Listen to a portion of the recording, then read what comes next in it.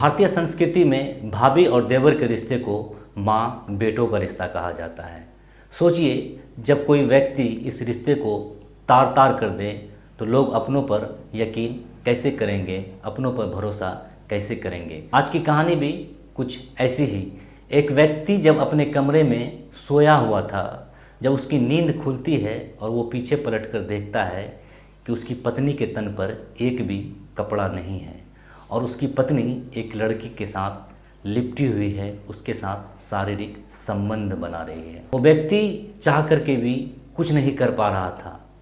अपनी पत्नी को कुछ कहता ही कि उससे पहले उसके साथ ऐसी घटना घट जाती है वो सोचा भी नहीं था। इस घटना की सच्चाई जब सामने आती है तो लोग यकीन नहीं कर पा रहे थे कि आखिर ऐसा कैसे हो सकता है। और इस घटना की सच्चाई पर से पर्दा हटाने वाला महज 4 साल का एक बच्चा था। आखिर उसकी पत्नी के साथ कौन शारीरिक संबंध बना रहा था, उसके साथ कैसी घटना घट गई और इस घटना पर से 4 साल के बच्चे ने कैसे राज को हटाया। इस पूरी कहानी को सुनने के लिए वीडियो में आप मेरे साथ अंत तक बने रहें। आदाब, नमस्कार, मैं हूं आपका दोस्त जुनैद अनवर। आज की जो सच्ची घटना सुनाने जा रहा हूं, ये सच्ची घटना है मध्य प्रदेश के ग्वालियर की। 26 अक्टूबर की सुबह रामलाल अपनी बहू शालिनी को कहता है कि उसके पति सुरेश को जगा दे। शालिनी जब अपने कमरे में फिर से दोबारा घुसती है और अपने पति को जगाने की कोशिश करती है तो उसका पति नींद से नहीं जगता। शालिनी भागते हुए अपने ससुर रामलाल के पास आती है और कहती है, पिताजी, सुरेश नींद से नहीं जग रहा है। ये सुनकर रामलाल को किसी अनहोनी होने की आशंका होती है। रामलाल झट से अपने बड़े बेटे सुरेश के कमरे में घुसता है और सुरेश को काफ़ी जगाने की कोशिश करता है, लेकिन सुरेश नींद से नहीं जगता है। रामलाल अपने छोटे बेटे महेश के साथ मिलकर अपने बेटे को लेकर डॉक्टर के यहाँ पहुँचता है, लेकिन डॉक्टर के यहाँ जब वो पहुँचता है तो डॉक्टर उसके बेटे को मृत घोषित कर देते हैं। ये सुनने के बाद रामलाल के घर में मातम का माहौल छा जाता है और सुरेश की पत्नी रोने चिल्लाने लगती है, चीखों पुकार करने लगती है, क्योंकि शालिनी बेहद कम उम्र में ही विधवा हो गई थी। दूसरी तरफ रामलाल के लिए भी ये बहुत बड़ा झटका था कि उसके रहते ही उसके जवान बेटे की मौत हो गई थी। रामलाल के घर में ये खबर मिलते ही मातम छा जाता है। रामलाल अपने बेटे की लाश को लेकर अस्पताल से अपने घर पहुंचते हैं। रामलाल अपने बेटे का अंतिम संस्कार कर देता है, लेकिन रामलाल को यकीन नहीं हो रहा था कि इतनी जल्दी उसके बेटे की मौत कैसे हो गई। रामलाल ये सोच रहा था कि मेरे बेटे को किसी तरह की कोई दिक्कत नहीं थी, उनका स्वास्थ्य भी बिल्कुल ठीक था, तो उसकी मौत कैसे हो गई। रामलाल दूसरी तरफ जब अपने बहू को देखते हैं कि उसकी बहू अपने पति की गम में पूरी तरह से सदमे में जा चुकी है, तो इसलिए रामलाल अपने बहू से अपने बेटे के बारे में कुछ पूछना नहीं चाहते। रामलाल को अपने बेटे के साथ साथ अपनी बहू की भी चिंता हो रही थी। रामलाल ये सोच रहे थे कि अब इस लड़की की भरी जवानी में क्या होगी। कुछ ही साल पहले तो इसकी शादी हुई है और इसके पति की मौत हो गई, इसकी तो ज़िंदगी ही बर्बाद हो गई। सुरेश के मौत के लगभग 18 दिन बीत जाता है। उस दौरान सुरेश के घर वाले मातम के माहौल में रहते हैं। तभी एक दिन एक 4 साल का बच्चा जो सुरेश का ही बेटा था, वो अपने दादा के पास बैठा था। वो लड़का कहता है कि दादाजी, पिताजी की हत्या मम्मी और चाचू ने मिलकर कर दी है। ये बात सुनते ही रामलाल का कान खड़ा हो जाता है और अपने पोते को प्यार से गोद में उठाता है और उससे सारी बातें पूछने लगता है। तभी बच्चा कहता है, पापा के साथ गलत चाचू और मम्मी ने मिलकर कर दी है। ये बात सुनते ही रामलाल को समझ में आ जाता है कि उसके बड़े बेटे के साथ क्या हुआ है।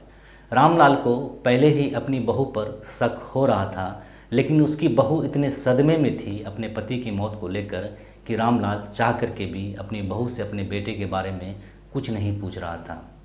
जब रामलाल के पोते रामलाल को ये बात बताते हैं तो रामलाल अपने पोते को लेकर सीधे थाने पहुंचकर अपने बेटे की मौत का रिपोर्ट दर्ज करवाते हैं। रामलाल कहते हैं कि मेरे बेटे की मौत हो गई है और ऐसा लगता है कि इस घटना के पीछे मेरे बहू की हाथ है। मुझे अपनी बहू पर शक हो रहा है। शालिनी के नाम से रिपोर्ट रामलाल दर्ज करवा देते हैं। पुलिस वाले शालिनी को अपने गिरफ्त में ले लेते हैं और शालिनी से पूछताछ शुरू कर देते हैं। शालिनी तो पहले ही गम में थी। वो पुलिस वाले को कुछ बताने के मूड में नहीं थी। पुलिस वाले शालिनी से उसके पति के बारे में काफ़ी कुछ पूछते हैं, लेकिन शालिनी पुलिस को कुछ नहीं बता रही थी। लेकिन जब पुलिस वाले कहते हैं कि तुम्हारे 4 साल के बच्चे ने ही बताया है कि तुमने अपने देवर के साथ मिलकर अपने पति की हत्या कर दी, ये सुनने के बाद शालिनी चौंक जाती है। उसे कुछ समझ नहीं आ रहा था कि आखिर ये बात उसके बच्चे को कैसे पता चली। पुलिस की ये बात सुनने के बाद शालिनी हर एक राज को खोलकर रख देती है। इस कहानी की शुरुआत दरअसल इस घटना से लगभग 6 महीने पहले हुई थी। शालिनी का संबंध उसके छोटे देवर महेश से था। महेश भी अपने माता पिता के साथ उसी घर में रहता था, इसलिए जब भी सुरेश काम कर अपने घर वापस आता था तो रात का खाना खाने के बाद शालिनी उसे दूध में नींद की हैवी डोज दवा दे देती थी। सुरेश दूध पीकर पूरी तरह से बेहोश हो जाता था। फिर उसके बाद शालिनी अपने देवर महेश को अपने कमरे में बुलाती थी और उसी बिस्तर पर जिस पर उसका पति सोता था उसके साथ शारीरिक संबंध बना रही थी।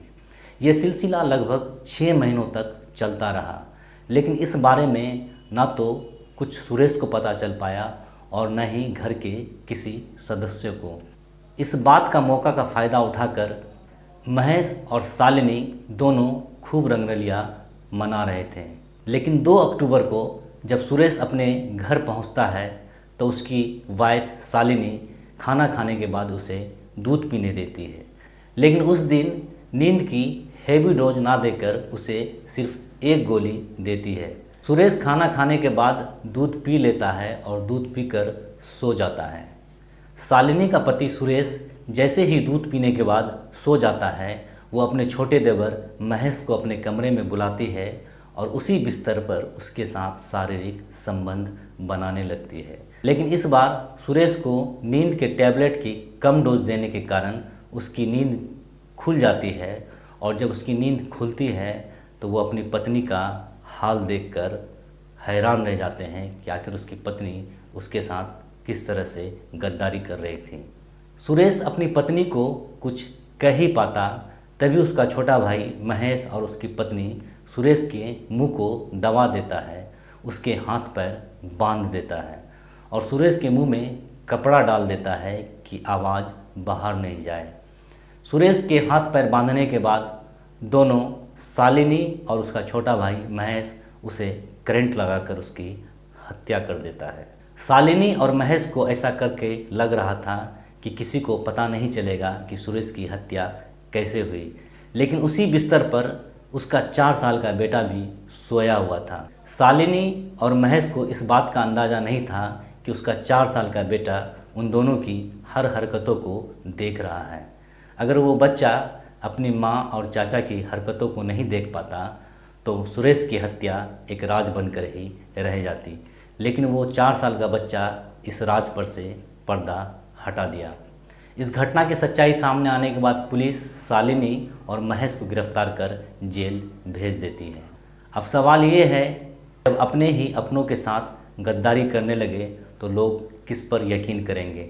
शालिनी और उसके छोटे भाई महेश के वजह से उसके बड़े भाई की जान तो चली ही गई, साथ साथ शालिनी और महेश की ज़िंदगी भी बर्बाद हो गई।